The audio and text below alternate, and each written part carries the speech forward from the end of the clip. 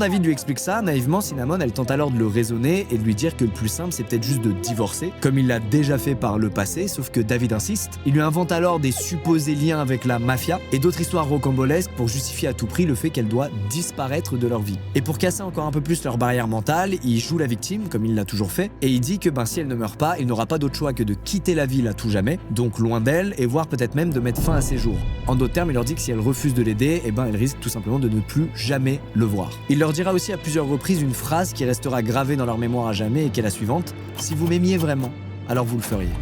Face à cette pression constante, les filles craquent et sombrent dans le délire de David. Par amour, elles sont prêtes à tout lui accorder. Elles ont trop peur qu'il quitte leur vie et qu'elles finissent seules et délaissées. Bref, l'ultimatum fonctionne. La vie à la maison est désormais bien macabre. À chaque fois que Linda s'absente, les filles réfléchissent à comment faire pour la tuer. En la poussant d'une falaise, en l'électrocutant dans son bain, ou bien en frappant son crâne avec une barre en métal. Toutes les options sont explorées au point où ça devient un petit jeu malsain dans lequel les filles font la compétition pour proposer toujours plus d'options à David qui s'émerveille de voir l'influence qu'il a sur elle.